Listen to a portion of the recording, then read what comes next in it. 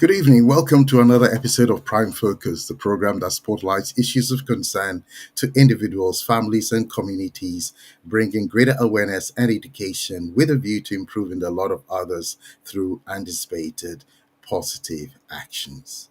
Wow. Thanks for joining us tonight. And as always, we are in for a very educative, enlightening time. And tonight we're going to be looking at a very important topic, which is all about foster caring, or some will call it fostering. And tonight I have the pleasure of introducing an extraordinary guest, Denisha Abiona, and she'll be joining us with a surprise person, a woman of many roles, a wife, a mother, and devoted foster carer, to highlight just a few. I've got her picture on the screen. I just want to say a bit more about her because I'm super excited that we're going to be having her joining us today. Denisha's journey began in the vibrant landscapes of Sierra Leone, where she attended the renowned Methodist High School for Girls before making her way to the UK.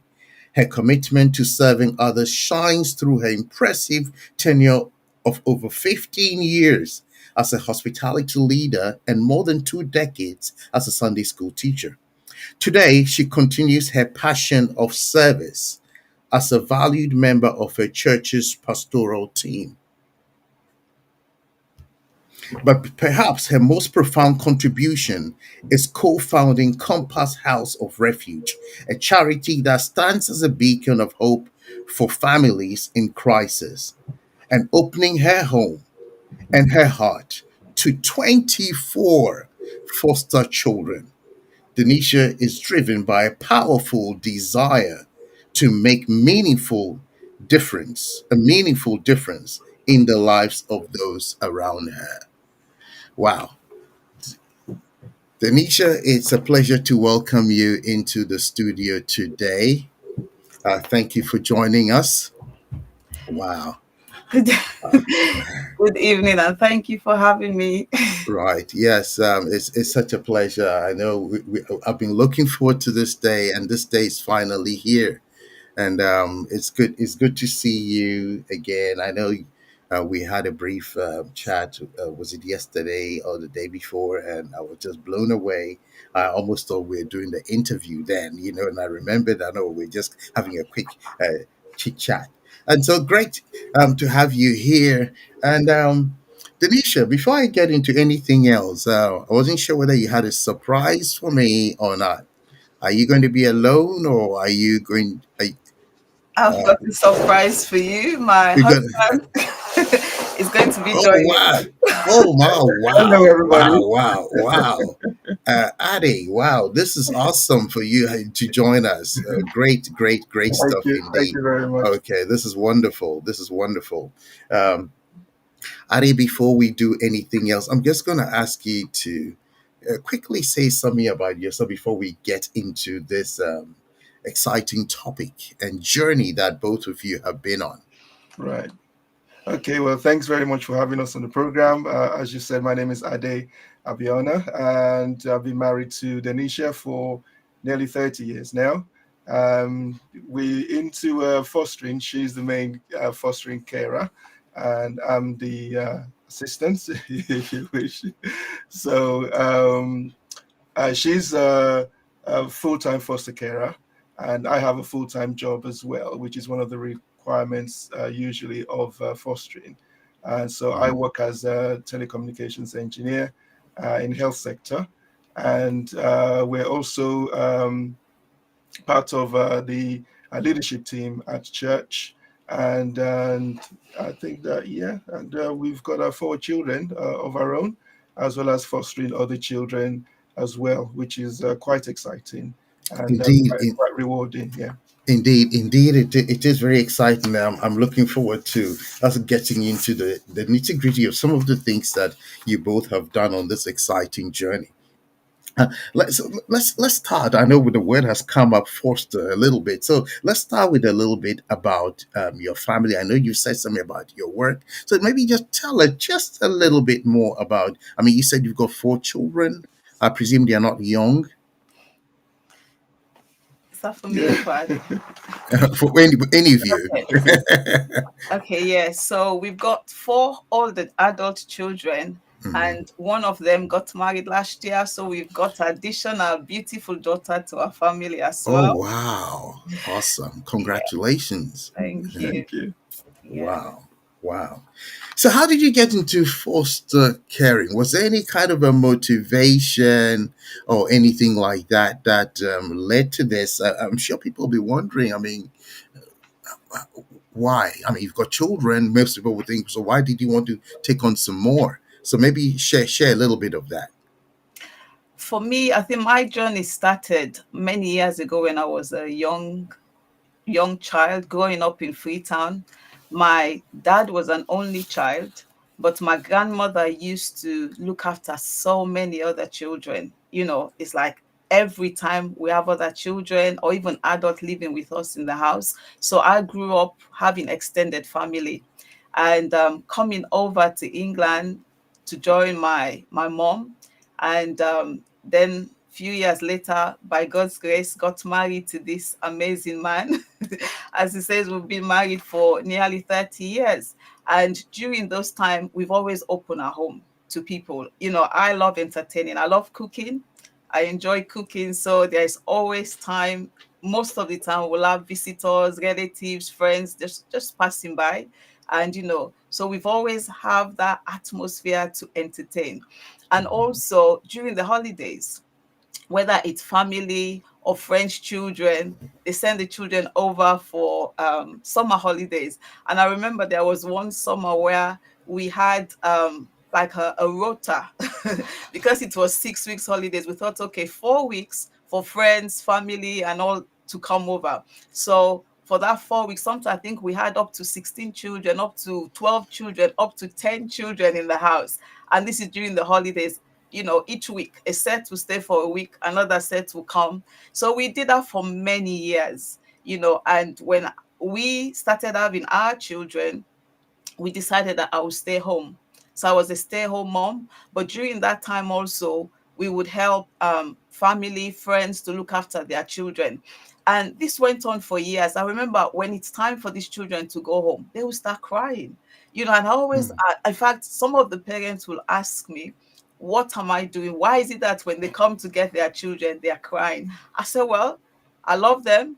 Love and discipline goes together. I correct them when I need to. They are part of this family. So that means I can get them to peel onions. I can get them to sweep the floor. I can get them to do things that our children are doing. So the home has always been a welcoming home for whether it's adults or young children to thrive.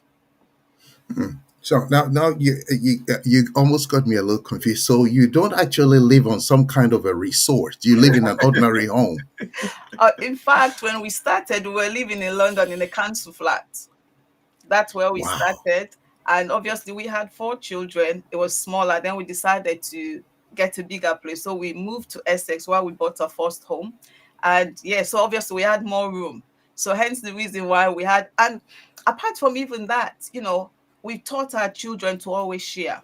So whether it's adults that come over or friends that come over, they will share their bedrooms. Sometimes they will have to give up their rooms to sleep in the living room. So that is just, when I was growing up in Freetown, there's a saying that no matter how small the house is, the chicken will always lay their eggs. I like that. So Wow. for me, as long as we're home, we can sleep, put a mat on the floor or air bed or sleep on the sofa. So there will always be room for one more person. Mm, awesome. Wow. What a lovely home indeed. Wow. Thank you. Thank you for that exciting beginning of the whole journey. I want to come to the issue of misconceptions because I'm sure some people will say, okay, fostering, how different is that from adoption? So maybe just in a few words, maybe you can tell us some of the common misconceptions about fostering, especially when you compare it with adoption. Okay. Um, One major difference between fostering and adoption: fostering, it's a temporary situation. The children can go home or might go home or they might not go home. While whereby with adoption, it's a permanent home. So when you adopt a child, this child become your biological child. Well, in fact, Legal. Yeah. legal child, so you even have the right to change their surname to your surname, and they are your responsibility. Unlike when with fostering, the local authority, or if you are with an agency, they will be giving you an allowance to help to look after the children. So that's just some of the main difference. Differences. Okay. And thank you for explaining that, because I'm sure some people might be a little confused. Hmm. And Now just let's to get, add, so just to just go add, ahead. Yeah. sorry, just Mhm. to add with the misconception, sometimes people will say this main misunderstanding that, oh, first, social services can just remove your child, from a home. Not necessarily the case. I mean, there are times when it takes a long time. Social services can involve in a child's life for up to a year, few months, because when they get that first report, they will come in, they will ask questions, they will observe, they will even advise. So they don't just come in and remove children.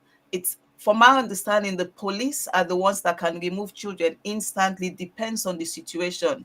And even at that, it will be the situations are always different. They're always different for them to remove that child straight away or after a certain time. Right. Okay. Thank you for saying that, because something else which was at the back of my mind was, how do children actually end up in foster care? Are there different scenarios that creates that? Um, Apart from maybe, or the thing that comes to my mind is maybe a home where there's been abuse. Could there be other reasons as well? Yeah, let me just chip in there. There's lots of different ways that Hmm. children can come into care. Abuse, obviously, is one of those things, and neglect could be also one of those things as well. And there are different signs of neglect. One of the ways that you can tell a child has been neglected is when they go to school. The teachers can actually see signs of neglect, maybe in the children's uniform, not properly dressed, shoes, and Hmm. not wearing appropriate clothing um, to come to school. So that is a sign, and teachers are trained to watch out for things like that. So those things can actually raise alarm bells and to trigger a visit or some sort of investigation to see whether the child actually has very good welfare at home. Some of other things that could trigger that could also be maybe the parent has been ill, unfortunately. I mean, we had an incident where a parent had come into the country and they didn't know anybody else and they had children, and all of a sudden they fell ill, and social services had to step in to remove the children because they can't be by themselves. They were quite young, and fortunately, we were available at the time, and we were able to take them on up until the parent was released from hospital. And after a while, they were reunited with their parents. So it's not all bad news. There could be a time that legitimately, yes, they have to remove the children for their own safety, and so things like that could be what triggers social services to get involved. Okay. All right. Thank you for giving people hope and a home. Um, let's talk about your own children. How has your journey of adoption, sorry, I beg your pardon, of fostering impacted your children? Ha- have they enjoyed it? Have they been partners in this, or how have they found it? Yes, yeah. Um, for our biological children, fostering has impacted them in a positive and negative way. As I said, our children are not a stranger to welcoming people into our home. They are not stranger to sharing their bedrooms or their stuff. But with fostering, it's different in the sense, for example, when their friends or cousins or relatives come over, they could all share the bedroom. Like girls can be in one room, boys can be in another room. But with fostering, they are not allowed to share bedrooms. So foster children will have their own bedrooms. Our children have their own bedrooms. But some of the the impact is, as I said, some of these children come, they've experienced trauma already. They have challenging behavior. And so, for example, our children will never swear at us, or tell you where to go and jump or shout at you. And with the with the foster children with challenging behavior, oh, some of them can swear, some of them can shout at you, throw things at you. And imagine your children are seeing all these things, and it does have effect on them. I remember one of the decisions we made earlier on to say we would the foster children will always be younger than our last born. you know Okay. so that's one intention. We intentionally made that decision because we know, if they are older, they can have a more impact on our Influence. children. So even though our children were always older than foster children, but some of the behaviors they come into the home with can have a negative impact on our children. So that's one negative. The positives will be they've watched these children grow up, and they've put things in place even in their minds to say, well, our children, or when they start having their children, certain behaviors or certain things they will not tolerate, or they've learned some things that they need to start teaching their children from an early age. So even though it has not been an easy journey for them, but they've put things in place. They've seen some things that made them to say, well, you know what, we will start early, just like we started with them. Boundaries in place for these young children. And I think it's fostering has helped our children to make a lot of decisions when they will start having their own children also. Hmm. But with the negative impact, there's always room for us to have conversations. We will talk about things, and they will come and express how they are feeling. And of course, sometimes you just need to even look at their face. You could see disappointment. It's like, how dare you speak to my mom and dad like that? Hmm. And so, but we talk about this thing. There's always that time for us to address issues, how they are feeling, and for us to talk about those kind of situations. Yeah, I think just to emphasize that point about the foster child being younger than your last child, it helps them not to lose their position in the family, your child basically. So if you have a younger child in placement, it helps your children to actually identify their own position, knowing that somebody has come to join our family, but I am still here. This is still my position. So that sort of like helps with having an impact on your children as well. Awesome. Thank you. Thank you for the strategies that you're sharing over there. Very interesting indeed. Wow. Now, let's pick up a few things in the area of challenge. I probably wouldn't necessarily label you mommy perfect and daddy perfect, would you? Would you describe yourselves as such? No. No. On the road. Okay. Yeah, but well done for what you're doing. My question actually is, what's been your biggest challenge as foster carers, and how did you overcome them, or if it's more than one? Oh, lots of challenges. Mm, One of them, okay, let me say maybe the good bit. For example, it's really tough after you've looked after a child for, say, for example, we had a baby from 3 months old, nearly 3, and it's time for you to say goodbye. That is tough. That is one of my biggest challenge, having to say goodbye. And I always feel, if I always say, if I'm feeling this way, imagine how the parent felt when their children mm, were removed, because it was tough, to hand over this child that you've looked after for years, and now you're not sure how all the things you've taught them, what you've impressed on them, how they are going to grow up, when they go back home, how things will be. So that is, for me, that's one of my biggest one.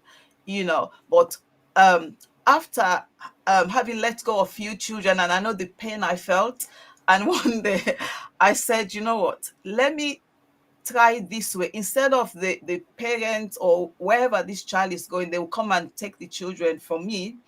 I will go and drop the child or the children. mm, And I tried that, and that made all the difference. I felt so much better that I am bringing this child to the mom or dad or to the relative they are going to, not the child being removed from me. So since then, I spoke to my social worker. That's what we do. When it's time for them to go on after the transitioning period, on the final day, we will go and drop the child or the children. And that really helped. mm. Interesting. I guess what you're basically saying there is that, okay, we had an opportunity to help um, train or mentor or support this child for a while. We have brought back your goodies, a bundle of joy back to you. But kind of, if you don't mind me asking this, from 3 months to, did you say 3 years? Nearly. Wow, how did that feel? That was like your child. Oh yeah. In fact, he was calling me mommy and Ade daddy. Yeah. Wow. You Wow. know, because yeah, go on. Yeah, that was one of the challenges, really, because it feels a bit different, bringing up your own children from bringing up someone else's child, from a very, very young age, from baby, really. And it's I mean, like Denisha said, it can be very emotional, to let the child go, in that sense.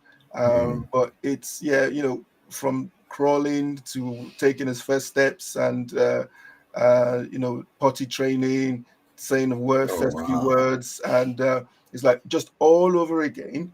Mm. But it feels a bit different, Wow. because you've got the opportunity to do this just one more time, and Mm. one more time. If another opportunity comes, one more time, basically. So it can get very, very emotional when it's time for them to say goodbye. All Yeah. right. Okay. But I think another challenge I also like dropping is, when there's behavioral challenges. As you know, I guess children like to push boundaries, you know, and the way you would try and maintain those boundaries with your own child can be different. Because every child is different, can be That's right. different from another person's child, so you just have to find ways to draw the boundary lines, and Mm. do everything to see that they don't cross those lines. And if they do cross those lines, whatever the repercussions would be, obviously child appropriate, then that's what you need to do. For instance, if you say that, don't do this. If you do this, you're going to lose 10 minutes of your, gamepad, whatever. And if they do it to try the boundaries, then you have to make sure that you apply that 10-minute rule, Mm. so that they know that this is the boundary and I shouldn't really cross it. It's not just because they say so, but it's because it's for my own good. And it teaches discipline, later on, for now and later on in life as well. Right. Thank you for sharing that, because suddenly all sorts of questions are coming up in my head. I'll just throw two or three of them that I really hadn't planned to ask. One is, do you ever get to check on these ones after they've left you, or once it's done, that's it? There's no looking back.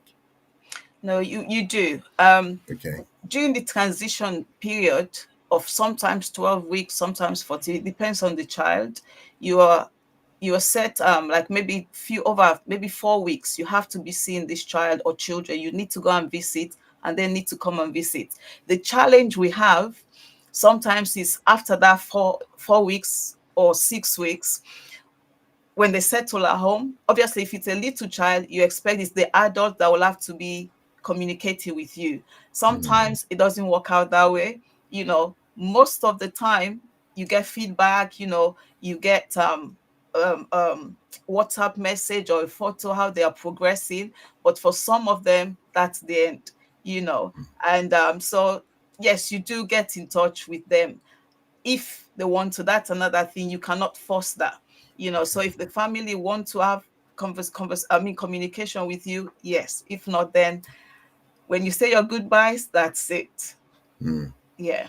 Okay, thank you on that additional note there. So does it mean that you had to, for those who are school going age, you had to attend parents' evenings and all that as well? Fit all that into your schedules? Okay, because I'm the main carer, I am the Right. mom. I'm their Okay. foster mom. I'm their foster Okay. I'm the first port of call. So Mm, yes, you attend, you take them to school. I mean, fortunately, Ade will share that he takes them to school most of the time. I do the pickup. But yes, you attend parent evening, you attend sports day, doctor's appointment. You would do everything for this child or children, just like you would do for your, because they are with you, they are in your home, they are your absolutely. children, you know. And for me, fortunately, maybe because of the way we always make parents feel that, look, we're not here to take your children. We are here to work together until you are able to sort things out. So I would say out of all, we've looked after 24 children to date, and we always have a good relationship with the parents during the Good. process. You know, I mean, as I said, some of them you don't get to talk afterwards, but during that process, we always have a good relationship to the extent that they have my phone number, you know, so that they feel free to call me. Again, it depends. Not all the time you should give your number, but because, as I said, of our relationship, you know, we always make them know and feel that, look, we are all here working together for this child, Hmm. you see. So I would do everything you would normally do as a parent for the child or children in your care. Wow, this is so good, so good. Thank you so much for this. The last question before I move on to one of the other ones I had written down is obviously you're both of African origin. So are you constrained in the kind of children you bring to your home? In fact, I think maybe 70% of our children are not even from African descent.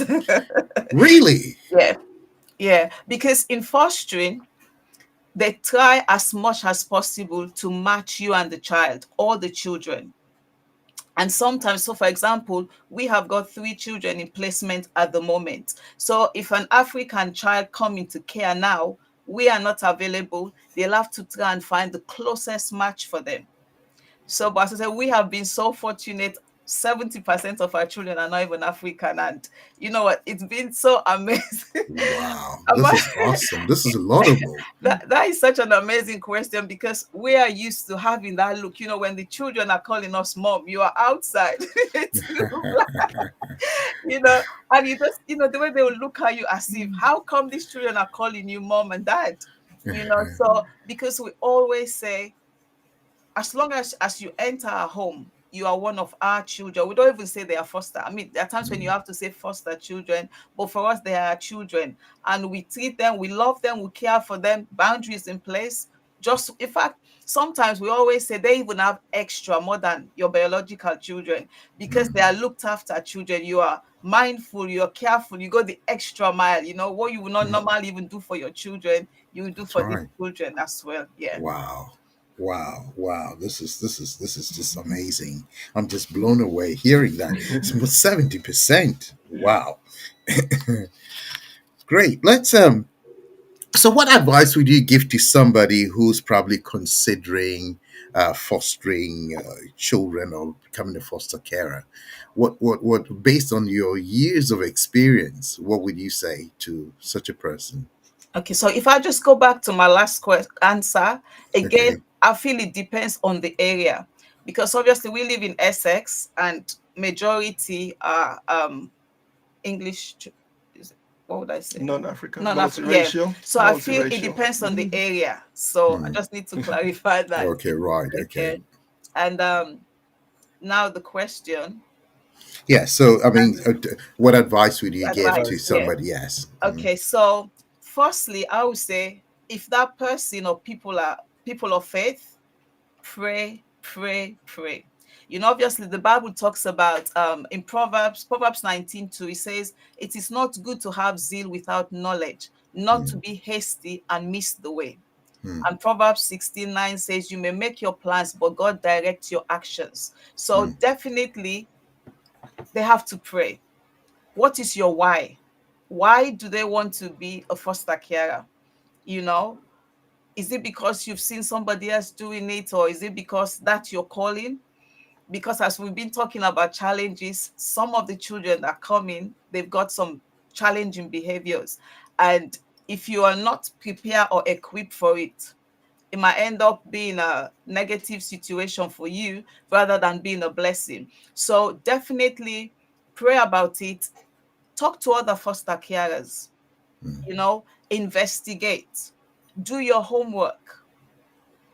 Do your homework, definitely. And sometimes, us as Christians, we've already got our plans. Then we mm, say, okay, God, this is it. But you need to ask Him. mm, Maybe even this time in my life, is this what God wants you to do? Is this what you're mm, supposed to be doing? So definitely, I would say do your homework. Do not come into don't want to do fostering because of money. You know, um, mm. I like that. Yes.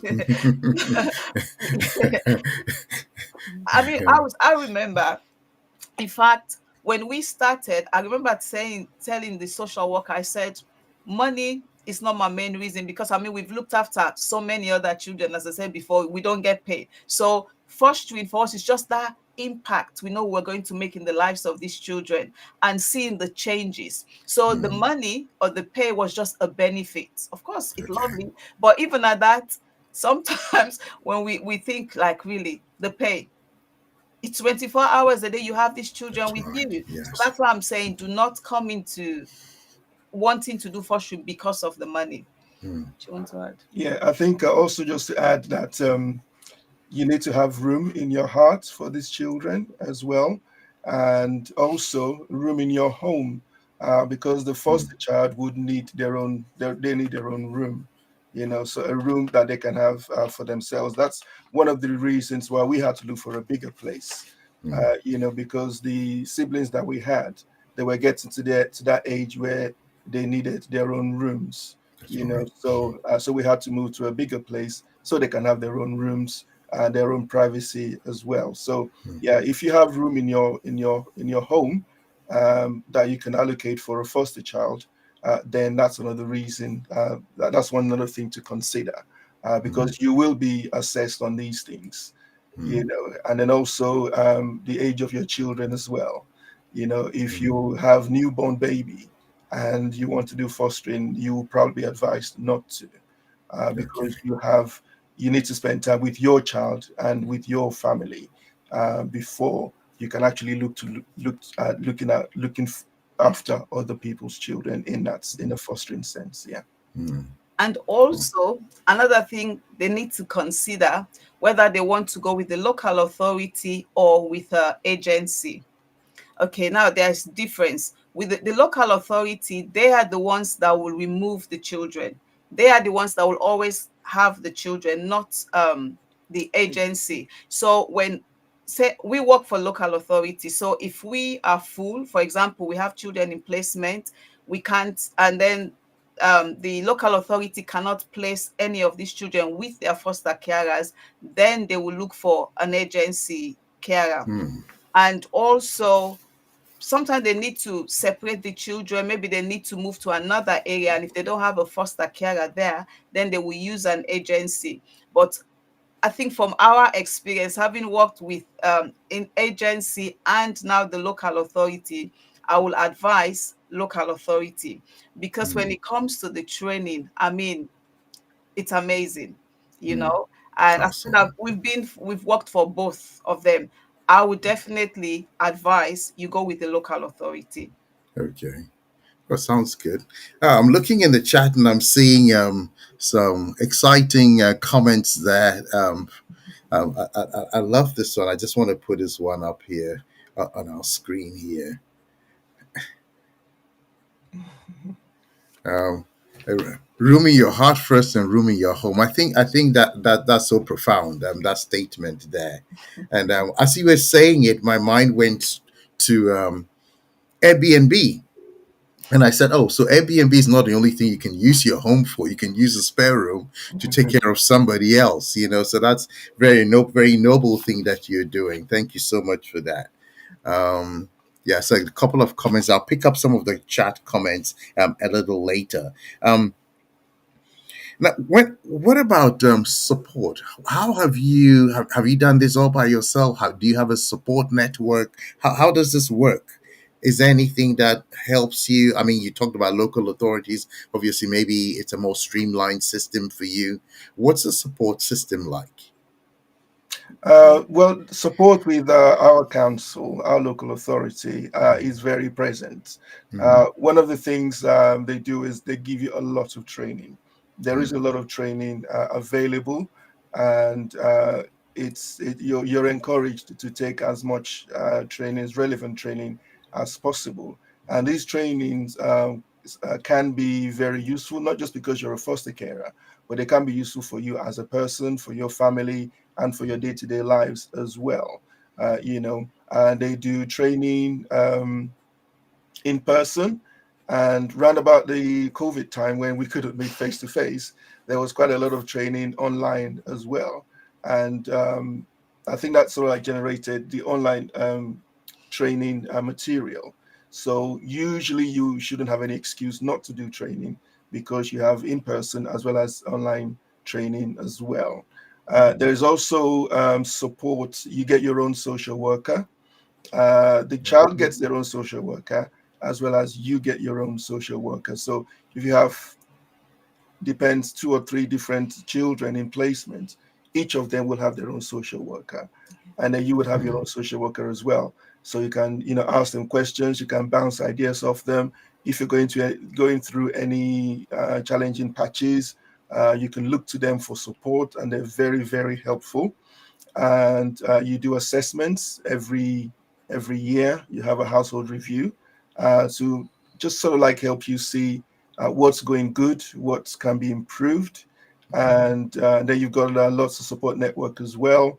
Other foster carers are also available for things like respite, respite Okay. care. So if you just need a break for yourself or your family, you can basically let the children go over for a weekend, or depending. So the other social foster carers are available as well for respite care. And then you've got your own family circle or your friend circle. So if you need just a very quick help or very quick support, you can look to them to help you in that sense. So lots of support when you're a foster carer. And just to add, to say, we spoke about if somebody's considering to be a foster carer, that's one thing they need to know. Lots of people come into your home, because we do Okay. with so many other professionals, like even because they are children, you have this health visitor, you have the teachers, you've got And tutors as well. you've got so many people, so you have to be a people's person. If you don't like Hmm. people I coming like in and that. out of your Hmm. home, then you know what, I don't think fortune is for you, because there are times when, for maybe over few weeks, you have different people coming, different meetings, different things, so they have to be aware that, yeah, you have to meet different people as well. Also, just to remember, that's one of the reasons why if you can be a full-time foster carer, one of you at least, so you'll be able to support in this way, because you can't really send a child to school and then you go to work, and then you hoping to pick them up after school without being available during the day. So at Hmm. least one of you, if you're a couple, one of you should at least be the main carer, and that's all Right. that we do, because there's quite a lot to do, when looking after children in a foster sense. Yeah. Wow. But it's also very rewarding from what I can hear from you. Right. There's a question of my thoughts as you were both talking the last few minutes. Interestingly, I have Sheila ask a similar question. So I'm just going to put it up on my screen here. I wanted to ask, do you ever get opportunity to take any vacation? I would say it's a must. You need your me time.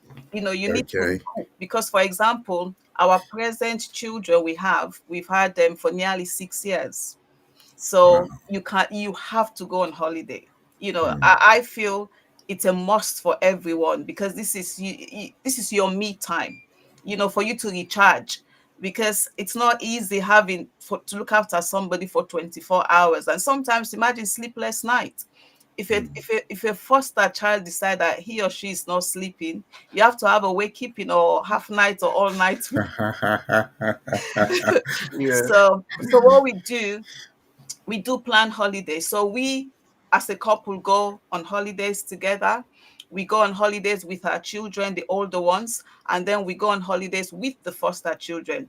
And then we try and go on holiday with before our children. Well, now that our children are adults, so it's not easy to go away for all of us to go away. But we try at least twice a year or so. We go away with the foster children, because the whole idea again, remember, is to create memories for these children, and they are part of our family. So yes, we do go on holidays with them and for ourselves. And just Wow. to add to that second part of the question, yes, you are allowed to take them out of the country. If they don't have a passport and it looks as if they're going to be with you for quite a while, that's one of the things that we sort of like initiate with the social worker and say, can you do a passport for them? And when the passport's done and ready, to make it a lot easier when you're boarding a plane and doing all the immigration stuff, you get the social worker to write you a letter, Okay. to say that these are looked after children with these foster carers, and they have permission to take the children out of the country. Country. And Okay. we have done that. Uh, was this once or twice, and they really enjoyed it. Sitting in an aeroplane for the very first time, Awesome. and Wow. yeah, so you are allowed to take them out of the country with permission. Yes. Beautiful experiences they're getting, huh? I like that. Okay.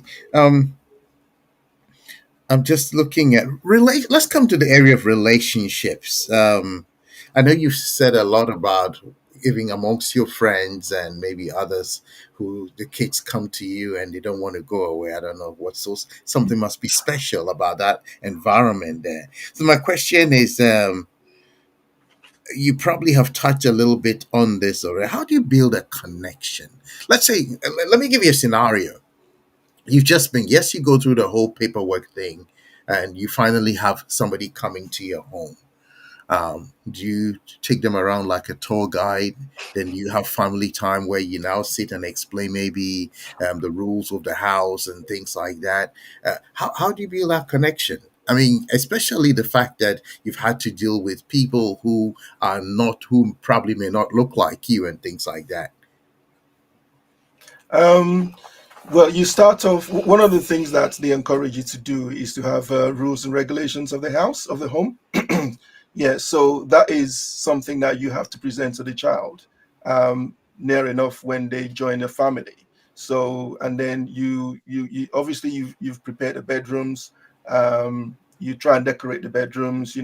Maybe find out what they like, what they need before they come in. So, if they like a particular TV character, for instance, you can paste that in their room, just Mhm. so it fits a bit more, feels a bit more homely. And then sometimes they might be coming in with maybe like a favorite teddy bear or something from their home, that you can, let them have that in their bedroom as well, so they can have a connection to home. So yes, you have to let them know where they can go and where they can't go, right from from the get go, so they know that this is where the boundaries are, and for them to basically know that they can't just do whatever they want. They still have to keep within boundaries, and I think that builds a kind of confidence in children's lives, in their minds, because they know deep down that they even though they want to do this, but they know that they shouldn't really, and it's all geared towards helping them to understand, how life is, and yeah, I think what And else. talking of connecting with the children, for example, we had a child, we had siblings from a Muslim background, and wherever they from, obviously we don't even know much about the country. We don't know about their food. So I remember um, I had to go online. We had to Google the kind of food they eat, and try to cook the food for these children. And then we had a friend that was from the same place. So obviously we're on the phone asking questions. How can we help these children? And so, there's so much one can do. You might What not an know anything else. adventure. Yes. Wow. And you just have to make them feel welcome. I remember one thing you would do for them, we would print their names and put it on the bedroom door. So at least when they come, we put welcome home. We just make them feel welcome, show them around the house, talk to them, allow them to settle down, and you just take it up from there. But of course, there are times it's easy. There are times it Mm, takes a while for you to have that connection. But it's a process. You just have to all show right. them that, look, you are safe with Mm, us. Yeah. awesome. Yeah. Awesome. Awesome. This is so good. This is really, really, really so good. Um, can you share a particular, maybe a story of maybe one that stood out? I know you've done 24 times and maybe counting, but one that has been so impactful, I mean, for you, or maybe the relationship wise, that probably stood out. For me, I feel we still have All it. of them. Oh, you still okay? We still Oh, have this particular one because when oh, right. he came, he couldn't speak at all. He could not one word. And okay, before that, I did a I did a training course. Sorry, That's okay. I did sign language. So, Oh, okay. but that did not help because this child was not doing any sign language as well, but he couldn't speak. And we're talking of 2.5 years later. This child, he's speaking, he's at school, he is so brilliant. For Wow. me, whenever I talk about him, I think he's my go-to story success because we've looked after others, we've done amazing work with them, but this one, for you to have a child that couldn't speak at 2.5, not a word. I remember we used to show things, sign and doing things, and now he can tell you where to jump. So yeah, that for Hmm. me is but with even most of the others, we've got plenty success story with our Hmm. children. Yeah, just for example, things like even potty training, you know, teaching them how to use knife and fork, teaching them how to dress up, teaching them when you go shopping, them knowing the different fruits, the different vegetables, and just they are little things, but it's a big thing for somebody that they were not even exposed to them. Hmm. This is amazing. It's a school in itself, you know. School of life. Yeah. Wow. Right. So, how do you balance? I mean, obviously, all these wonderful success stories, journeys you've taken with each of these children. How do you balance their needs with those of your biological children? I know some that they are adults now, but how did you do it on the way? Okay. We always, for example, there are times when we would just take the little ones out and leave our children at home to have their own time. Okay. And as I said, holiday is another one. That's how we could balance things. But there's always been that room to have conversations. How you are feeling when you are upset.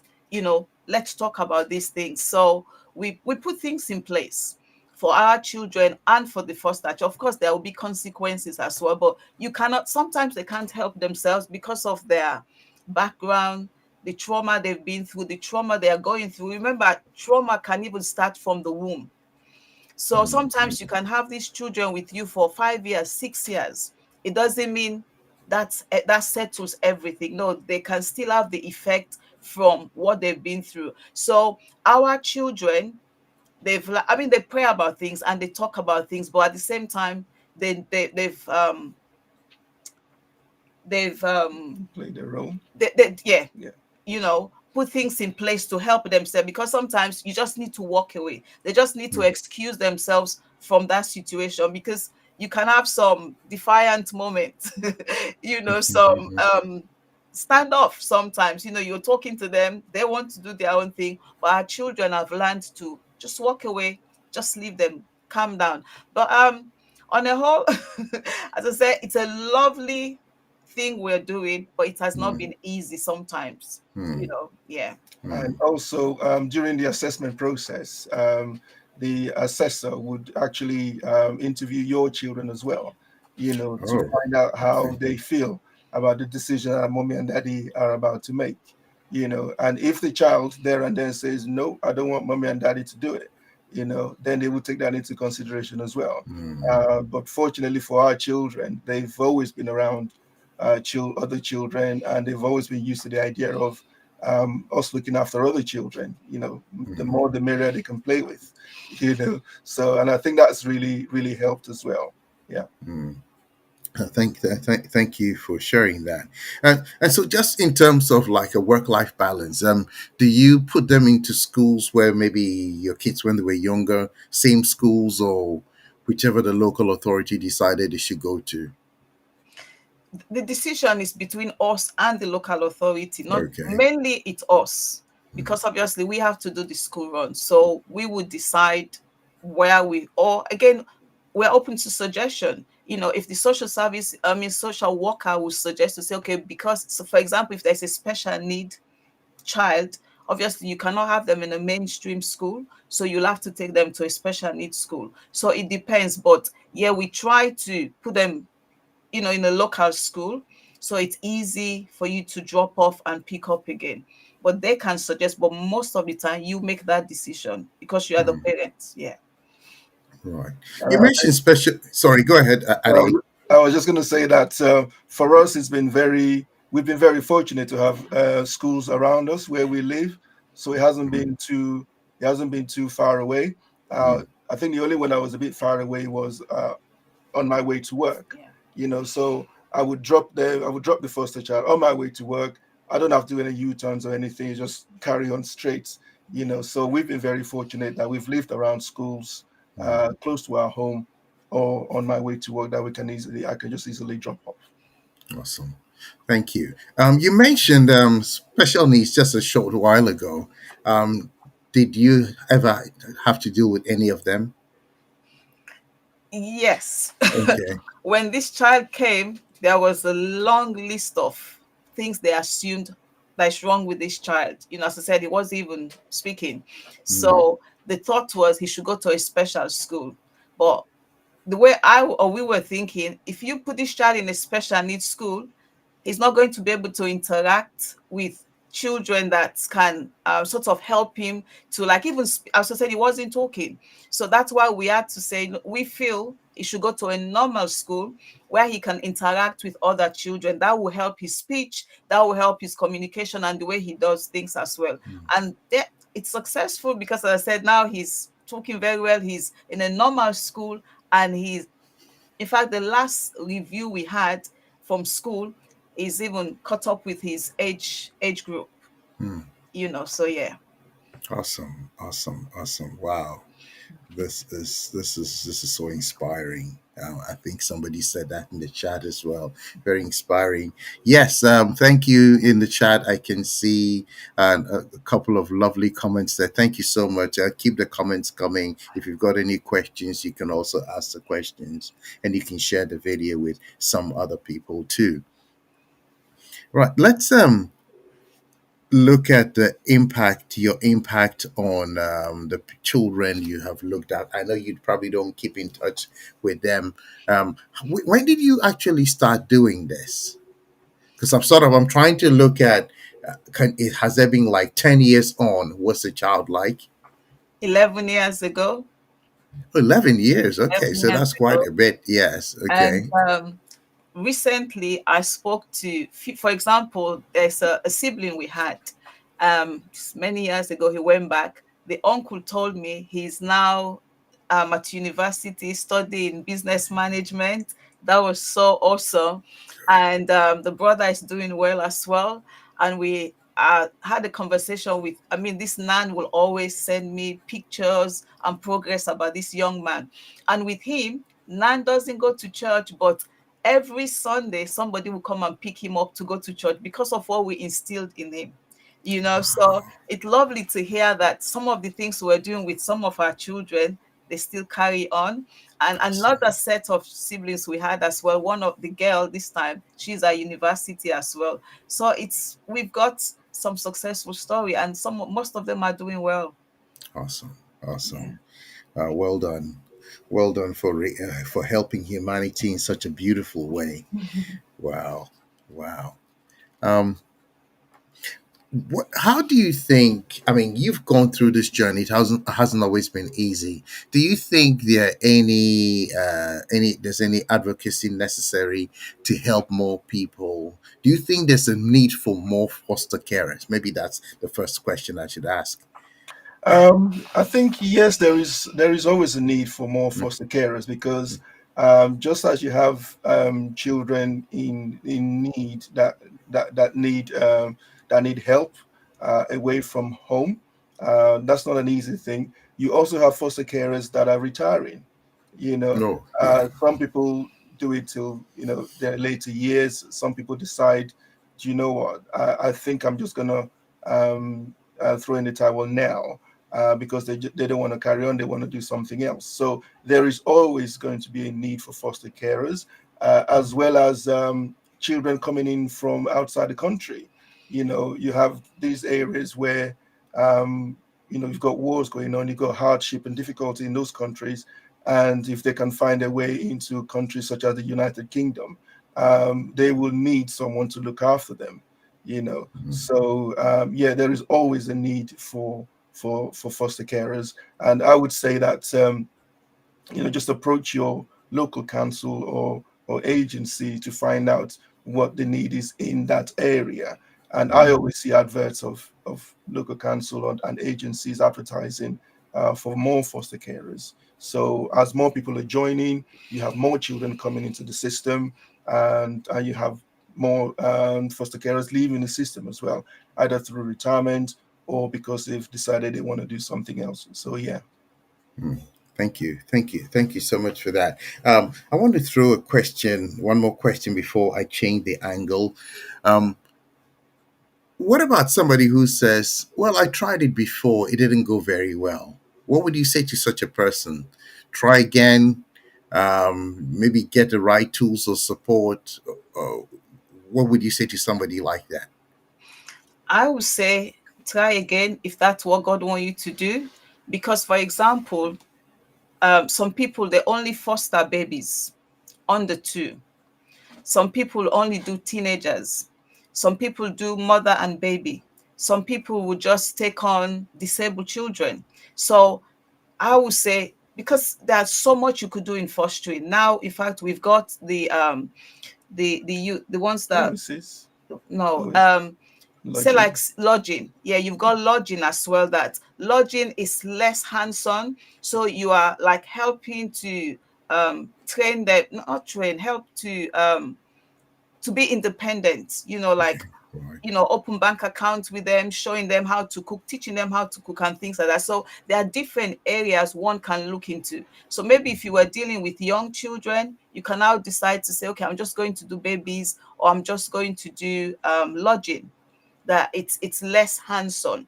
So I Mm, would say definitely it's worth trying again, because when you hear, as I said, it's not been always easy, but even with those challenging behavior behind this child or these children, something went wrong.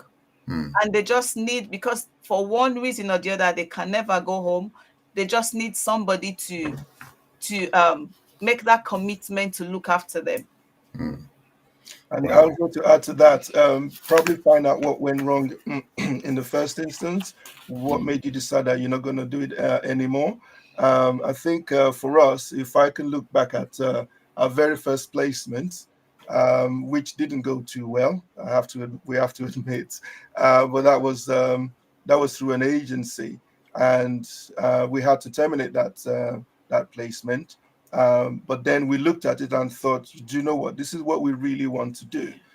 So if we had looked at that experience and just dropped it, we wouldn't have had the opportunity to make the difference in the lives of the children that we've been fortunate to do today. So we decided to pick it up with the council, and we've been running with it ever since. Yeah. So find out what went wrong in the first place and see how that can be rectified if it's really room in your heart possible. then that shouldn't stop you. Yeah. Awesome. Wow, this has been so engaging, so revealing, so insightful. I don't want to go into any more descriptions there. I want to ask, tell us a little bit about, because apart from all the wonderful things you've done for these 24 children, your thoughts have gone further afield. So if you can tell us something about Compass House of Refuge. What an interesting name. Compass House of Refuge was born uh, out of our hearts, basically, because we feel like we are compassionate towards children Mm, and towards people who need assistance, really. And we actually started off with House of Refuge because our house, I think somebody made a comment and My said that, brother. yeah, my brother-in-law made a comment. He said, your house is a house of refuge. Ha, ha, ha, ha. You know, because with all these children that you're looking after, it's really a house of refuge. So we Mm, made a note of that, and we thought that's a name for later on, mm, you know. And we obviously carried on with looking after the children, and then we decided to normalize it or formalize it, and we went to register a name, and House of Refuge was not available, and we thought, you know what, we had a name for a company called Compassion. And we thought, okay, because we feel that we have a heart of compassion, we can shorten it and make it look like compass, so mm. it has a dual meaning, Right. compassion, heart of compassion, as well as direction, That's right. for Mm, people. So that's how we came up with the name Compass House of Refuge, which is a charity registered with uh, Company's House is and it's a proper registered charity, and we help to see how we can make a difference in the lives of children and people in general who need help or less fortunate In UK, wow. Africa. in the UK and Mm. abroad. Africa. Wow, that's what a noble thing. This is so good. So obviously this passion wasn't just okay restricted to one locality within the Essex area. Suddenly it's being spread further afield. So is that also, is it for children? Who is the target audience with this with a Compass House of Refuge? Is mainly children and Right. their Okay. families. And their families. Children and Okay. their All right. families. Okay. Yes, yeah. Okay. Great stuff there. If we can have the QR code put up on the screen for those, I usually don't put QR codes of things there, but when I was reading about your story, I was so touched by the wonderful things you do. And I thought, why not? I mean, you've raised 24 children apart from your own successfully, and this is a good opportunity for somebody to sow into the kind of good work that you're doing there. They may not be able to have the skills, the school skills, the homely skills, the cooking skills, and all that you have, but maybe a little donation from them can go quite far. So, audience, if you can share this. Take it, take a photo of it or scan it, and then you can share it with other people as well. So let's spread humanity in a wonderful way to as many people as we can. Well, Denisha and Ade, thank you so much. This has been such a wonderful, exciting time together. So insightful. This is awesome. I mean, who said there's not good news around? You keep hearing bad news, and here in somewhere in Kent, great things are happening. Now, what happens if people want to get in touch with you? Is that possible? I would say through email. Through an Yeah. email. All And then right. I'll put that, it in the description afterwards for anybody who wants to, yes, connect with you. yeah. Right. Okay. And are you happy to um, share a few thoughts with maybe somebody who is considering or is in the middle of something and is having a challenge? Because listening to both of you, and I don't know if it's appropriate to say this, but I think just looking at both of you, I think foster caring is very good because you don't look your ages. No, definitely we'll be able to advise and help and support whoever needs it. Right. Okay. Um, Thank you so much for being on the show. And I wouldn't say it's the last time we're going to call you, but this has been so insightful, and it's been a pleasure having you share your wisdom, your insight, your experience, and your story. Audience, I'm sure you've benefited a lot from this. Oh, before I let you go, let me just pick a quick question here, which was asked again. Something about confrontation. Have you ever had a scenario like that? Um, we haven't really. No, No, we, Okay. we haven't. no. Mm, I think that's been very fortunate for mm, us. We haven't really had mm, any confrontation mm. from the parents of any of the children that we've looked after. And if such a thing, I mean, I suppose that's one of the reasons why you don't really need to give your contact details to the parents unless, I mean, the local authority protect you in that way. But if Okay. you're confident that there's no problems from the parents, then you can share it if you want to. But the default position is that you don't share your contact details with the parent. Yes. But for us, we've not really had any Yeah. confrontation with the parents. If you have any concerns, then your social worker can actually help to address that for you. Yeah. Awesome. Thank you. Continue to be a success story into the lives of many more than the ones you have. So I guess you said you still have some with you currently. 3. Three. Yeah. Wow. Yes. Thank you so much. Thank Thank you. you Thank for Thank you you. for having being a us. blessing. Audience, I'm sure you've been really challenged, inspired by what you've heard. And thank you also for joining us. And please share this link, this video with somebody else. There's hope and there's life, not just in what we see today, but for somebody's future. So thank you for joining us as well tonight.